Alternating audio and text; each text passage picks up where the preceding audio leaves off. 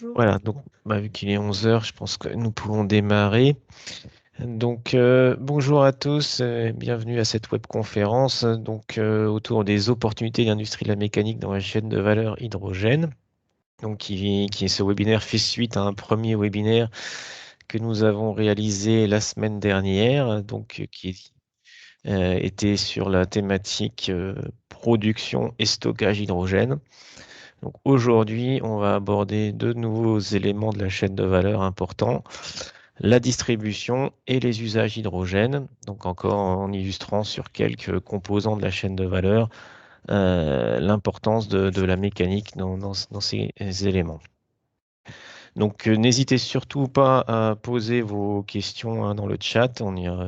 Essaiera d'y répondre au mieux dans la deuxième phase de questions-réponses. Et également, on essaiera d'apporter des compléments d'information à des questions qui avaient été posées la semaine dernière.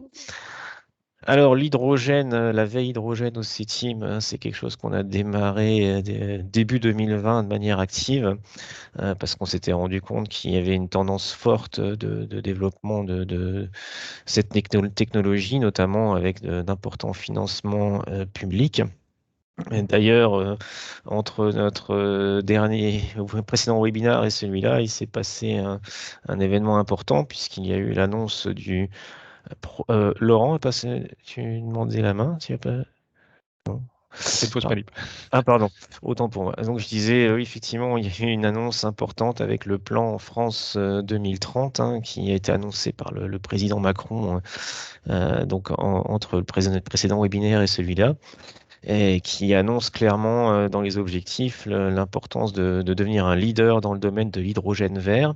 Donc, c'est un des 10 objectifs du plan, auquel on peut également citer d'ailleurs le besoin de réinventer le nucléaire. Donc, il pourrait peut-être y avoir des liens importants dans le futur entre nucléaire et hydrogène. En tout cas, c'est ce qu'on pense, nous, au sein de la VC Team.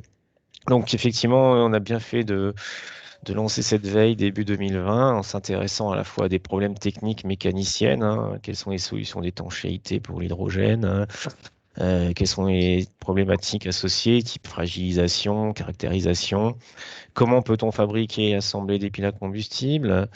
Ensuite, on s'est intéressé à des composants mécaniciens, quelles sont les tendances par exemple dans les compresseurs, dans les moteurs à combustion interne, dans les réservoirs cryogéniques ou cryocompressés.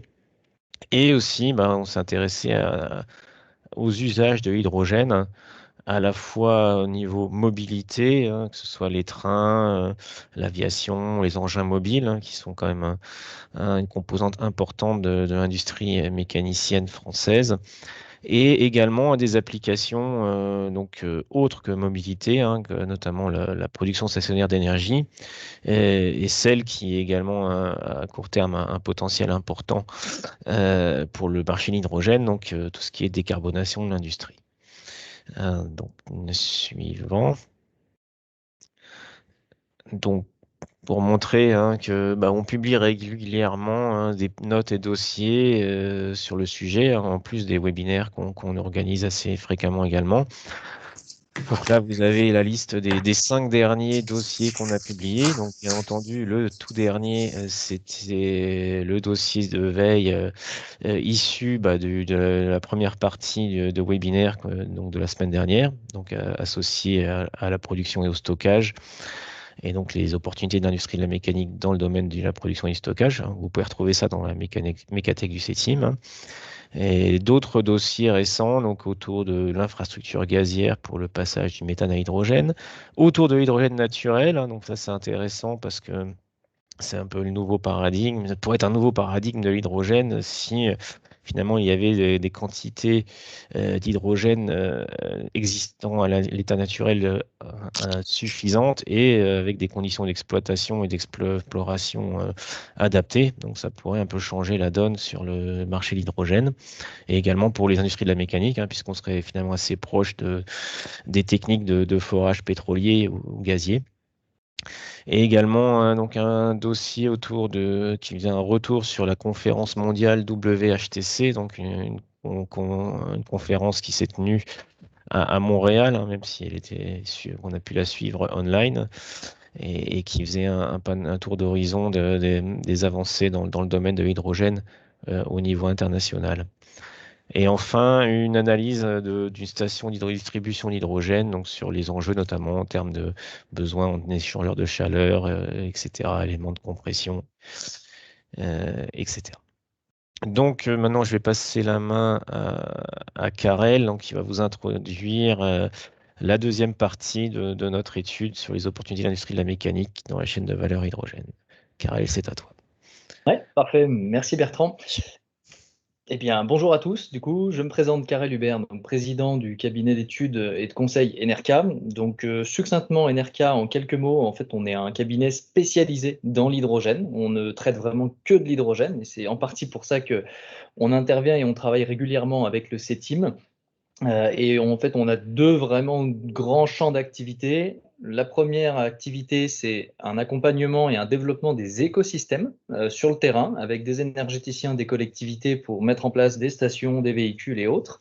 Et un autre aspect, et c'est aussi pour ça qu'on est là aujourd'hui, c'est l'accompagnement d'acteurs dans leur positionnement de la chaîne de valeur hydrogène. Et donc, on travaille avec évidemment l'industrie de la mécanique, mais aussi l'aéronautique, l'automobile et d'autres secteurs qui s'intéressent à l'hydrogène. Donc aujourd'hui avec moi pour vous présenter l'étude, le chargé d'études justement, Renoui Ramirez, qui se présentera succinctement en prenant la parole. Et donc sur les deux slides suivantes, en fait, moi je vais simplement vous donner quelques éléments de contexte pour aborder les sujets stratégiques et marchés. Et après, on déroulera sur les aspects techniques qui font le cœur de ce webinaire avec Renoui qui vous présentera donc les éléments de distribution et les éléments relatifs à l'usage. Donc, on peut passer à la slide suivante directement. Donc, évidemment, là, en quelques minutes, ça va être difficile de vous faire une analyse stratégique complète. Ce qu'il faut simplement retenir, c'est que historiquement, l'hydrogène, c'était plutôt en France un sujet porté par des régions et des collectivités. Depuis 2012, c'est comme ça que ça s'est développé avec les premiers projets en Auvergne-Rhône-Alpes notamment ou en Normandie. Et progressivement, et notamment depuis 2018, il y a eu vraiment un changement de fond sur la stratégie du gouvernement par rapport à l'hydrogène. Et on commence à avoir des projets dotés qui sont apparus à partir de 2020. Donc, juste avant la crise Covid, on avait déjà des fonds dont l'État s'est emparé et a commencé à impulser cette dynamique. Et les plans de relance et les récentes annonces qu'on a eues justement, que Bertrand mentionnait vis-à-vis du plan à 2030 avec 30 milliards d'euros d'investissement, font partie de ces accélérations très récentes, mais qui s'inscrivent en fait dans la continuité de la stratégie gouvernementale. Donc un shift vers une force de frappe plutôt nationale, qui est très complémentaire avec la force de frappe régionale. Tout ça convergeant vers des objectifs de 6 à 7 gigawatts d'électrolyse installée, avec des applications, comme on va le voir dans le slide suivant, sur des applications industrielles et mobilité. Le point à retenir aussi, et ça c'est vraiment pour tous les acteurs qui participent aujourd'hui au webinaire, c'est que on n'est pas que sur une logique de déploiement d'infrastructures et d'industrialisation. On est aussi sur une logique de R&D. Et donc, chaque acteur qui a son métier et son savoir-faire peut se positionner sur ce secteur et prétendre à des subventions ou des avances remboursables de la part de l'ADEME notamment, puisqu'il y a un guichet actuellement ouvert pour ça, mais aussi via l'ANR et d'autres guichets pour développer des solutions. Donc voilà, ça c'est petit panel sur le volet du financement et des objectifs nationaux. Et sur le slide suivant, du coup, on a un rapide focus sur donc ça c'est une étude européenne qui a donc fait un focus sur le volet français parmi d'autres pays. Ce qu'on voit, c'est que cette production d'hydrogène à base d'électrolyse, elle va avoir des grands segments de débouchés, parce qu'il faut bien l'utiliser à un moment, cet hydrogène. Et on retiendra surtout que c'est l'industrie et le transport qui vont faire le gros de l'usage hydrogène. Vous regarderez les chiffres par vous-même, sachant que dans l'industrie, il y a déjà des consommations. Donc ça, c'est un secteur qui doit se transformer, mais qui connaît déjà le sujet. Avec des nouveaux usages dans l'aciérie série principalement, sachant que le reste est déjà connu. Et dans le transport, on se focalisera surtout, et ça c'est un message qu'on repassera dans le volet pile à combustible, hein, mais qui se focalise surtout sur le poids lourd. Donc poids lourd au sens large, donc c'est-à-dire les bateaux, les avions éventuellement, les trains et les camions, les bennes à ordures ménagères, les bus, etc. Les autres sujets, donc power to power, c'est-à-dire la reproduction d'hydrogène, enfin d'électricité, pardon, à partir d'hydrogène et l'usage stationnaire dans les bâtiments, restent plus marginal. Voilà, ça c'est ce qu'il faut retenir pour différentes raisons techniques et économiques, voire réglementaires, mais plutôt marginales.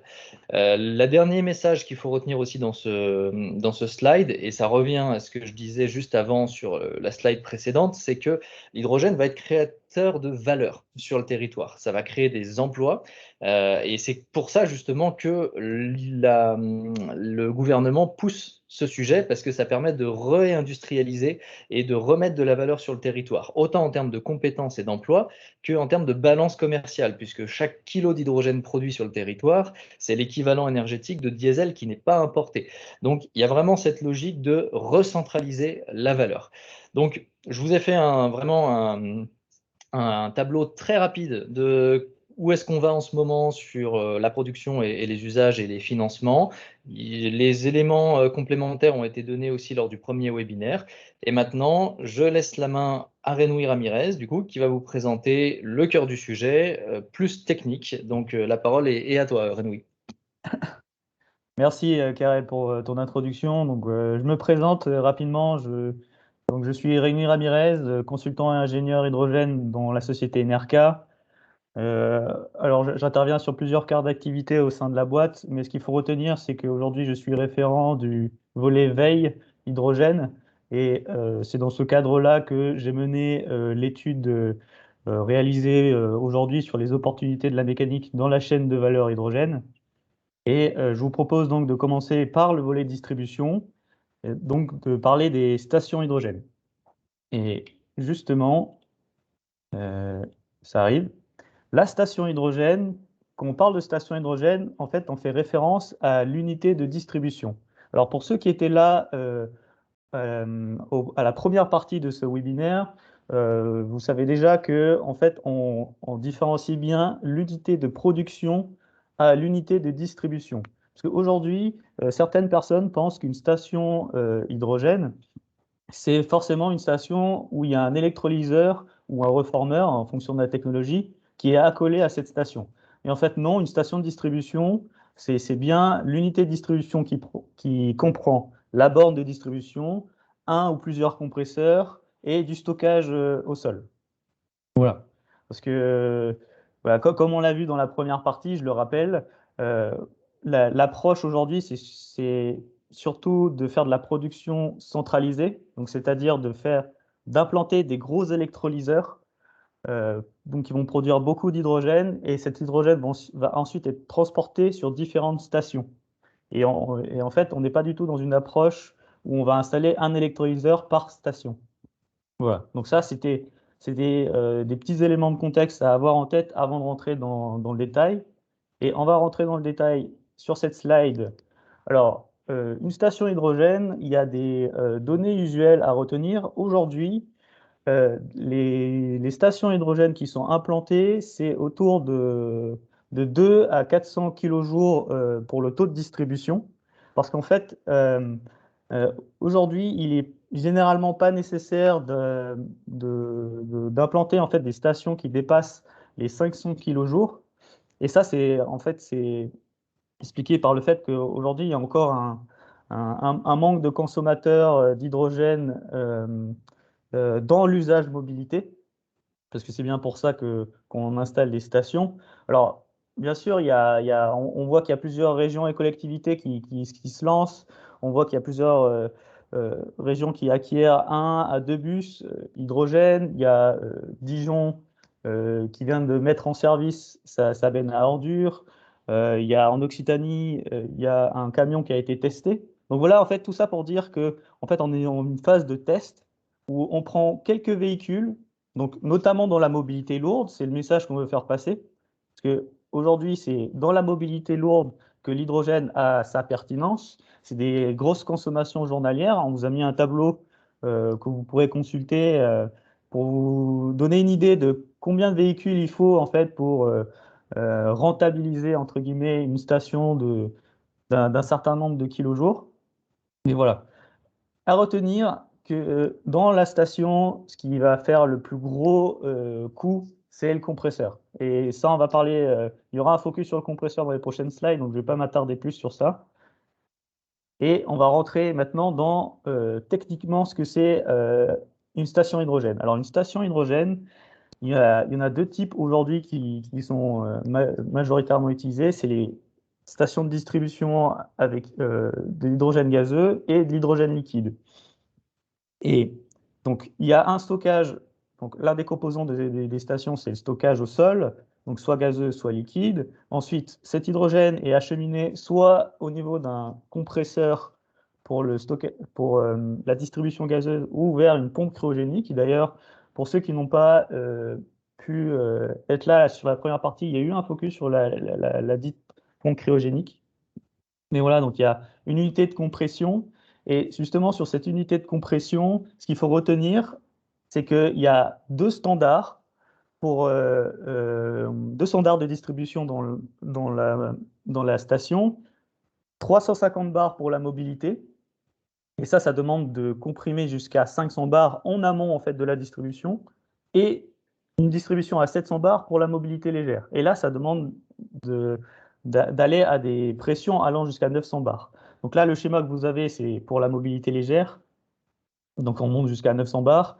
Mais là, le schéma, il montre plutôt tous les composants qu'on retrouve, donc des composants de la mécanique. Et là, j'aimerais attirer votre attention sur l'unité de refroidissement. En fait, c'est important. C'est un des composants clés de la station puisque en fait, elle permet de compenser ce qu'on appelle la dilatation thermique. Et c'est ce qui nous permet en fait de faire des remplissages rapides à haute pression en fait. Et donc il y a cet échangeur qui est installé dans chaque station, donc en amont du dispenser qui est de la borne de distribution. Et ça, pareil, il y aura un focus dessus. Donc et bien sûr, tous les unités de sécurité et de surveillance, là, il y a beaucoup d'électronique là-dedans. On va aussi en discuter dans les prochaines slides. Donc la borne de distribution. Alors la borne de distribution, ce qu'il faut retenir, c'est que il y a deux standards ouais, pour parler des chiffres usuels. C'est 20 minutes de temps de recharge pour les camions et pour la mobilité lourde et 5 minutes de recharge pour le véhicule léger. Mais quand on rentre dans le technique de ce que c'est une borne de distribution, on voit qu'il y a plein de composants de la mécanique. Je parle des valves, des électrovalves, il y a le fameux échangeur, donc l'unité de refroidissement dont j'ai parlé juste avant. Il y a tout un système fluidique en fait et qui demande des spécifications assez poussées sur notamment les étanchéités. Il y a toute une ingénierie de régulation de fluide à l'intérieur de ces bornes-là que la mécanique peut venir adresser. Et ça, c'est accolé ensuite à de l'ingénierie électronique. Donc ça, tout ça en fait, c'est parce qu'il y a beaucoup. Ce qu'il faut comprendre aussi, c'est qu'il y a beaucoup de capteurs de température et de pression là-dedans pour que tout ça puisse se mettre en place. Et donc ensuite, en aval de cette borne, on a donc le breakaway et le pistolet. Alors, il faut savoir que c'est très simple à utiliser, finalement, une station hydrogène, parce que les efforts qu'on fait aujourd'hui, en fait, c'est pour standardiser la station hydrogène pour qu'elle ressemble le plus possible à une station essence, où en fait, un utilisateur, il va venir, il va clipser son pistolet, il sera verrouillé, et puis il y aura simplement à taper un nombre de kilos d'hydrogène sur l'affichage prévu. Et après, ça se remplit tout seul. Donc voilà, il y a un gros travail de réglementation et de normes et qui se fait encore aujourd'hui, c'est encore en développement. Et justement, la mécanique peut apporter aussi sa patte sur ces nouvelles réglementations qui arrivent et qui sont déjà installées. Ensuite, donc pour terminer le volet donc distribution, on parlera du compresseur juste après. Mais là, vous avez une cartographie des acteurs de la station hydrogène. Alors, elle n'est pas exhaustive, hein. Il faudrait vraiment rentrer dans le détail poussé. Mais j'aimerais montrer qu'il y a beaucoup d'acteurs français qui se sont positionnés sur la station. Je parle des McPhy, des HRS, on a Air Liquide, Attaway qui a fait sa station, enfin, qui est en train de développer une station mobile. Mais ce que je voulais aussi montrer sur cette slide, c'est que on a aussi des acteurs comme Haskel, comme Calvera. En fait, à la base, Haskel, c'est des compressoristes, Calvera, c'est des producteurs de réservoirs. Et en fait, ça aussi, c'est un message qu'on veut faire passer. Les compresseurs et les réservoirs, c'est des composants extrêmement clés de la station. On verra que le compresseur, c'est à la racine même de tout le système de distribution. Et en fait, ces acteurs-là, en fait, bah, ils connaissent bien le compresseur, ils connaissent bien le réservoir et ils se positionnent sur la station. Et ça, c'est une tendance qu'on voit sur le marché. Et voilà, il y a plein d'acteurs qui se positionnent dessus parce qu'il y a un grand marché qui se développe dans la station. Cela étant dit, on va maintenant parler du compresseur. Alors, le compresseur, aujourd'hui, dans l'hydrogène, dans l'application hydrogène, il y a plusieurs technologies qui sont utilisées, mais c'est surtout les compresseurs alternatifs qui sont les plus souvent utilisés, et je parle des compresseurs à piston, à membrane, hydraulique. Aujourd'hui, le plus utilisé, c'est le piston, parce que simplement, c'est le moins cher. Mais on verra qu'il y a d'autres avantages, on en parlera dans la prochaine slide. Il y a aussi d'autres technologies comme le compresseur à piston à liquide ionique. Donc ça, c'est Linde qui a fait ce compresseur-là. Donc c'est des choses qui se font. Mais ce qu'il faut retenir, c'est que le compresseur, en fait, on en met deux par station, puisque, comme j'ai dit, euh, il est à la racine de tout le système. Et en fait, si votre compresseur ne fonctionne pas, votre station ne fonctionnera pas non plus. Et c'est pour ça que c'est important de manière standard, on installe deux compresseurs, un en fonction et un en redondance, pour pallier à ce problème-là. Voilà, et vu que la mécanique, c'est un composant qui connaît bien le compresseur, voilà, il y a un grand marché à adresser, et notamment sur des nouvelles technologies comme la compression par hydrure métallique, qui pourrait remplacer le piston ou venir en supplément en fait sur les applications de distribution. Donc, on rentrer dans les enjeux et les problématiques rencontrées sur les compresseurs. Alors, comme j'ai dit, le piston, c'est le plus utilisé par sa flexibilité et notamment par le fait qu'il monte à des très hautes pressions. C'est un compresseur qu'on connaît bien. Voilà, il faut monter sur du 900 bars pour alimenter de la mobilité légère. Je pourrais parler du compresseur à membrane qui a l'avantage de présenter moins d'usure et qu'on n'ait pas besoin d'utiliser du lubrifiant. Mais en fait, le message, c'est qu'aujourd'hui, il y a des procédés de moulage et d'usinage assez pointus à réaliser sur ces compresseurs parce que en fait, c'est des composants qui doivent fournir des fonctions, enfin adresser des fonctions clés. Donc c'est la tenue mécanique, la tenue à la fatigue, l'étanchéité et la compatibilité avec l'hydrogène qui sont des fonctions clés que doit avoir ces composants-là. Et c'est pour ça que dans la fabrication et les processus qui sont mis en place, c'est des processus de forgeage, de moulage qui doivent avoir des porosités, avoir une porosité et des défauts très minimes, parce que en fait, ça c'est des zones qui sont propagateurs de fissures et il peut y avoir des enjeux très graves. Et là, l'industrie de la mécanique a toutes ses compétences pour adresser ce volet-là. Alors, il faut savoir que simplement, en fait, ils répondent à des cahiers des charges et ils travaillent en lien avec les intégrateurs ou les systémiers qui vont mettre en place les stations. Et donc là, il y a une collaboration en fait entre ces deux secteurs-là, en fait. Donc, encore une fois, on vous a mis une cartographie. Donc là, c'est sur les acteurs de la compression. Donc, des acteurs de la compression, ça court pas non plus les rues.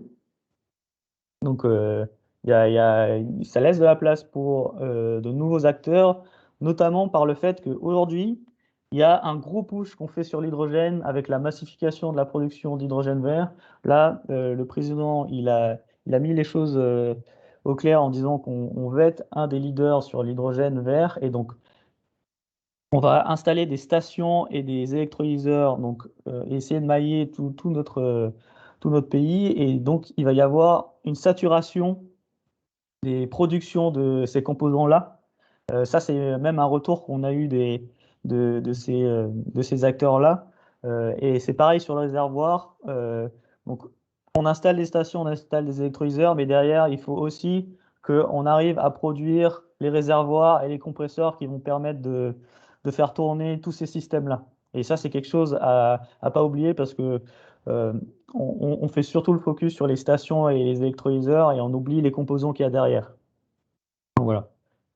Donc ça, c'était le message final sur la partie discussion. On va maintenant rentrer dans la partie usage qui est constituée de 3 parties où on va parler des piles à combustible, l'usage majoritaire aujourd'hui sur l'hydrogène, mais il y aura aussi un petit focus sur le moteur à combustion, les turbines et brûleurs et l'injection dans le réseau de gaz qui va devenir aussi une problématique importante sur le volet hydrogène. Donc cela étant dit, la pile à combustible. Donc, la pile à combustible, eh ben, finalement, pour ceux qui étaient là, je vais me répéter par rapport à ce que j'ai dit sur les électrolyseurs, mais finalement, c'est des fonctions qui restent les mêmes parce que une pile à combustible, il faut savoir que c'est à la fois composé du stack, donc c'est là où il y a le cœur de la technologie, où il y a la réaction de l'hydrogène avec l'oxygène et qui va après produire notre électricité. Donc, euh, voilà, c'est une réaction d'oxydoréduction. Et plein de composants autour qu'on appelle les auxiliaires en français et en anglais le balance of plant. Le balance of plant, c'est un terme que vous allez beaucoup entendre si vous travaillez avec des personnes dans le secteur. Et il y a plusieurs circuits fluidiques qui composent ce système. Parce que voilà, c'est bien un système qui est multiphysique, multifluidique et qui se compose d'un circuit d'air, donc au niveau de la cathode. Et là, on voit que l'air, il est filtré, il est comprimé, il est humidifié. Donc ça fait appel à plein de composants qu'il faut fabriquer et qui font appel à des, des procédés d'usinage, de moulage. Ça, on en parlera après, mais qui viennent de la mécanique. Un circuit d'hydrogène. Euh, euh, qui est justement contrôlé par ce qu'on appelle l'hydrogen blower. Je sais pas s'il y a un terme en français pour cet hydrogen blower, mais ce qu'il faut retenir, c'est que c'est simplement une pompe de recirculation qui va contrôler tout ça. Donc pareil, là, il y a un composant de la mécanique assez important pour adresser ça, et des circuits de refroidissement, qui constituent le dernier circuit fluidique. À noter qu'il y a un circuit que je n'ai pas mentionné qui est très important, c'est le circuit électronique. Il y a un système de contrôle-commande avec des convertisseurs DC-DC au sein de la pile et des CAC aussi. Et donc c'est tout ça mis ensemble, on a le système de pile à combustible. Et donc le système de pile à combustible, donc là vous avez un schéma plus technique. Donc là, on voit bien les différents circuits. Donc, circuit à air avec la filtration, compression, humidification. Donc là, pareil, c'est beaucoup de composants, hein, donc, c'est des turbines, c'est des humidificateurs avec des filtres, des pompes. Il y a encore une fois beaucoup de valves. La régulation de ces systèmes, c'est c'est- c'est assez poussé. Et là, les ingénieurs, ils ont une grosse plus-value là-dessus. Sur les procédés, comme je disais, il y a de l'usinage, il y a de l'assemblage, du découpage, emboutissage, il y a plein de procédés qui émergent et des procédés qui sont aujourd'hui utilisés. Euh, la mécanique va surtout se voir dans des composants comme la plaque bipolaire. On va en parler dans la prochaine slide. Voilà. aujourd'hui, la pile à combustible, c'est plusieurs gammes de puissance aussi qu'il faut retenir et plusieurs marchés qui sont adressés par rapport à ces puissances-là. Et aujourd'hui, on est sur de la moyenne et grande puissance pour adresser la mobilité et la mobilité lourde qui arrive. Donc là, on a parlé du système pile à combustible, donc à l'échelle du système. Là, on va aller sur le stack. Donc en fait, si on éclate la pile et qu'on regarde au niveau du stack, il y a plein de composants même au sein du stack. Je ne vais pas parcourir tous ces composants-là. Là, il y a une slide assez exhaustive sur toutes les fonctions qu'a tous ces composants-là. J'aimerais donc mettre le doigt surtout sur la plaque bipolaire et notamment les matériaux qui sont utilisés. Parce qu'aujourd'hui, une plaque bipolaire, ça peut être fait en métal, en carbone, en composite, mais aussi en plastique. Il y a plein de choses qui se font et pareil sur les procédés, c'est du moulage, c'est plein de choses qui se développent. Et je prends l'exemple notamment de Bloom Energy qui, qui a conçu en fait une plaque bipolaire assez particulière qui a une forme en fait en V avec des canaux d'usinage, enfin des canaux usinés excusez-moi, euh, euh, assez pointus sur la plaque bipolaire. Et en fait, rien qu'avec de l'optimisation et de l'ingénierie mécanique sur un composant de la mécanique, ils ont pu donc, augmenter les performances de leur pile. Et voilà, et c'est quelque chose qui communique et c'est un des exemples de choses qui se fait et qu'il faut retenir sur les composants parce que, encore une fois, en fait, c'est des cahiers des charges, c'est de la collaboration entre systémiers et industrie de la mécanique. Parce que, en fait, tous les acteurs de l'hydrogène, ils vont faire de la sous-traitance auprès des mécaniciens ou travailler étroitement avec eux pour faire en fait, des composants qui répondent à des fonctions précises. Donc ça, c'est la résistance à la déformation, la résistance aux vibrations et surtout, je rappelle encore une fois, c'est l'étanchéité, le serrage, l'assemblage de la pile, parce que tout ça, c'est des systèmes qui se doivent être très compacts, le plus léger possible. Donc dans les matériaux utilisés, il y a des choses qu'on peut choisir pour adresser tout ça. Je continue. Donc, je termine le volet de la pile à combustible en parlant du radiateur et du compresseur d'air, qui sont deux composants encore mécaniciens qu'il faut bien avoir en tête.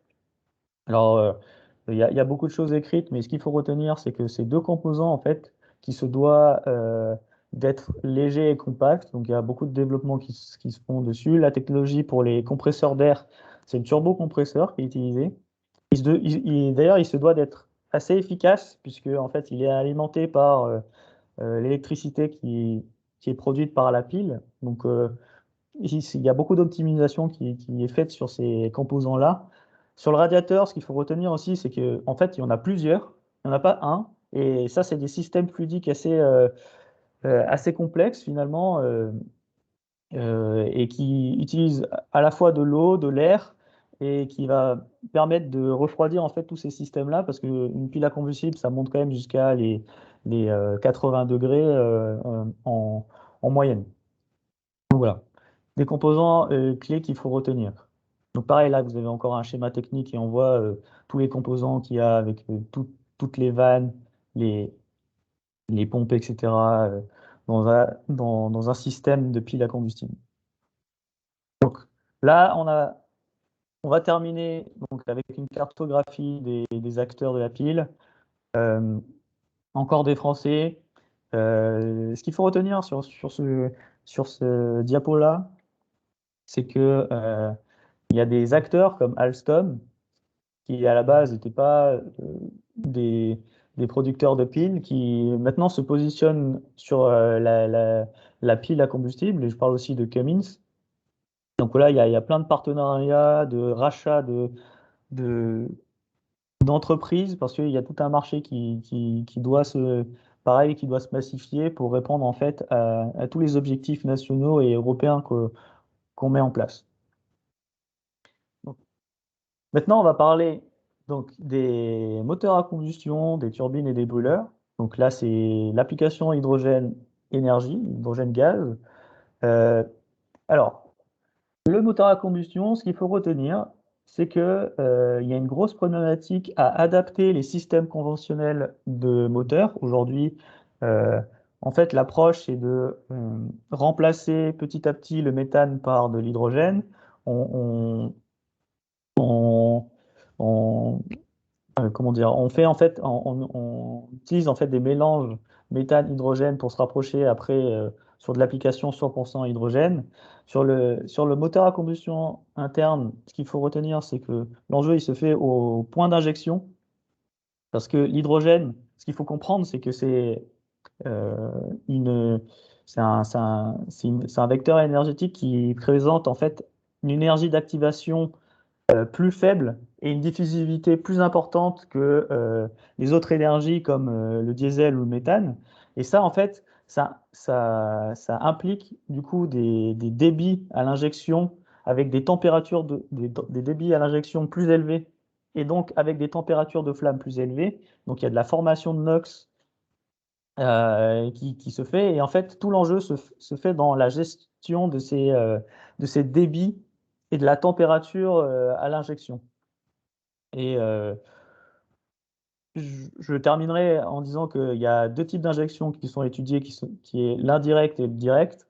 Et aujourd'hui, le direct, les acteurs s'orientent sur cette technologie puisqu'ils pourraient pallier à toutes les problématiques que j'ai énumérées juste avant. Voilà, mais aujourd'hui, c'est onéreux parce qu'il faudrait remplacer le bloc moteur, enfin modifier le bloc moteur. Alors là, il y a une slide qui présente les avantages et les inconvénients du MCI par rapport à la pile. Alors, ce qu'il faut retenir, c'est que le moteur à combustion, lui, il aurait tout à fait sa place par rapport à la pile, en tout cas, à des grandes charges. Parce que ce qu'il faut retenir, c'est que une pile à combustible va être meilleure à faible charge parce que plus une pile à combustible est petite et moins le système est complexe. Et en fait, le MCI, lui, euh, plus le MCI enfin, adresse des grandes charges et moins finalement le système est complexe. Et c'est là que le MCI a sa plus-value par rapport à la pile à combustible.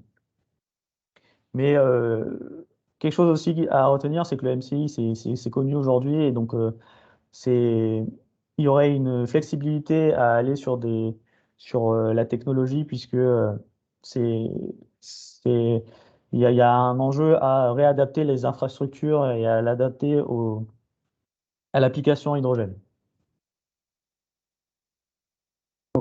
Maintenant qu'on a parlé des moteurs à combustion, on va maintenant parler des turbines et des brûleurs. Et finalement, ces systèmes-là, on retrouve les mêmes problématiques.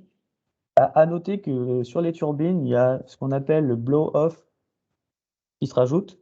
Donc les mêmes problématiques, je parle en fait des débits à l'injection qui sont plus élevés.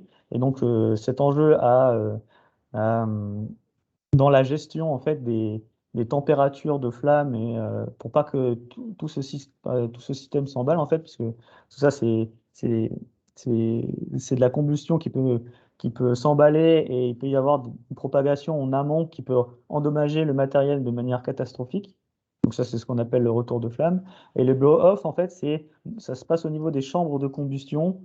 Et là, il faut empêcher la flamme de s'envaler en aval. Donc voilà, c'est un des défis majeurs et c'est pour ça qu'aujourd'hui, de manière donc, commercialement, les mélanges H2 et gaz naturel, ils ne dépassent pas les 50% d'injection d'hydrogène dans ce genre de système-là, à cause du blow-off. Maintenant, on va parler des brûleurs. Donc c'est la technologie qui est adaptée notamment aux chaudières. Donc aujourd'hui aussi, on a des acteurs même français, qui se positionnent sur ce volet-là, donc le volet résidentiel, mais il y a aussi pour l'industrie avec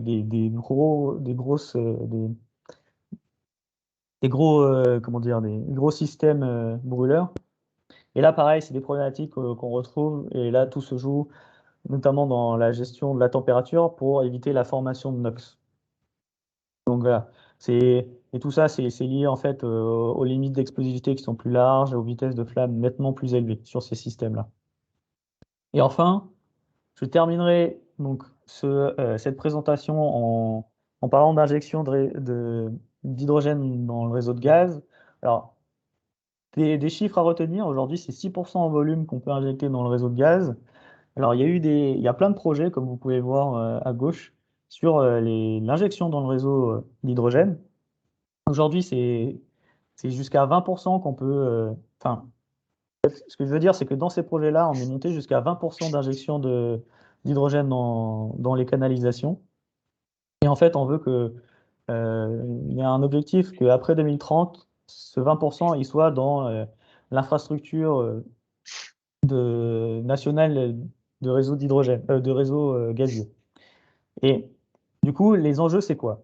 Aujourd'hui, donc le réseau, c'est du gaz naturel, c'est du méthane qu'on a dans nos canalisations. Et les matériaux utilisés, c'est surtout de l'acier, enfin beaucoup de l'acier. Et ça pose une grosse problématique qui est la fragilisation des aciers par l'hydrogène, puisque l'hydrogène, en fait, c'est une petite molécule et ça pénètre et ça diffuse, en fait, ça se diffuse dans les matériaux. Et du coup, il pourrait y avoir des défauts suite à l'utilisation de l'hydrogène dans ces canalisations-là. Et ça peut avoir des conséquences graves, même au niveau sécuritaire, parce que des fuites aussi peuvent créer des poches de gaz et bon, il y a tout ça qui explose. Justement, ce qu'il faut faire aujourd'hui pour que tout ça puisse se mettre en œuvre, c'est adapter les infrastructures gazières. Et c'est pour ça qu'il y a des matériaux comme le polyéthylène, donc c'est des matériaux polymères qui sont étudiés et donc aujourd'hui, il y a des études qui sont faites et ce qu'on dit, c'est que la présence d'hydrogène n'impacte pas sur les matériaux de ces canalisations-là. Et donc, plein d'études supplémentaires sur d'autres matériaux sont mis en œuvre. Il y a tout un consortium en fait d'acteurs du gaz qui adresse ce volet-là. Et je pense notamment à GRT Gaz, GRDF. Je peux parler du projet Mosaïque, notamment. Il y a plein de choses qui se mettent en place, et notamment des projets à l'échelle européenne, puisque ça, vous en avez peut-être entendu parler, mais c'est un projet à l'échelle européenne qu'on appelle donc l'Hydrogen Backbone. C'est la colonne vertébrale de l'hydrogène. En fait, c'est une volonté de mailler et de structurer le réseau gazier, mais à l'échelle européenne, c'est-à-dire que c'est donc entre les pays. Et en fait, en 2040, on aimerait enfin, on vise que le réseau français soit converti à 3300 km vers l'hydrogène. Et donc, voilà, il y a plein de choses qui déroulent là-dessus et l'adaptation des infrastructures voilà, je me répète, hein, mais l'enjeu principal sur l'injection de réseau l'injection d'hydrogène dans le réseau gazier. Voilà. Donc voilà, j'ai dit beaucoup de choses. Donc ce qu'il faut retenir, c'est que l'industrie de la mécanique, elle peut, donc elle a sa place, elle est même très présente dans tous les systèmes hydrogène, donc de la distribution à l'usage, et même au niveau de la production et du stockage, on l'a vu, parce qu'en fait, elle permet au système de répondre à des fonctions clés. Donc, je parle de l'étanchéité, je parle des résistances au stress mécanique, l'utilisation de matériaux compatibles avec l'hydrogène, et tout ça, ça fait appel à des procédés qui peuvent être assez pointus dans l'industrie de la mécanique. Il y a plein de procédés de moulage, d'usinage, d'emboutissage, découpage. Tout ça, c'est des choses que les mécaniciens connaissent bien et peuvent apporter en fait à la filière. Et j'aimerais mettre le doigt sur le fait que c'est dans les auxiliaires, notamment avec tous les systèmes fluidiques et multiphysiques qu'il y a au sein des systèmes, qui a un grand marché pour l'industrie de la mécanique. Donc, dans le fameux balance of plant. Donc, sur ces mots, donc la présentation de cette étude est terminée. On va maintenant passer aux questions-réponses. Donc, je vais redonner la main à Bertrand. Là, moi, je suis accompagné de Karel Hubert pour répondre à vos questions. Donc, n'hésitez pas à en poser. Il y en a sûrement dans le chat. Donc, Bertrand, je te laisse la main. Et merci pour votre attention.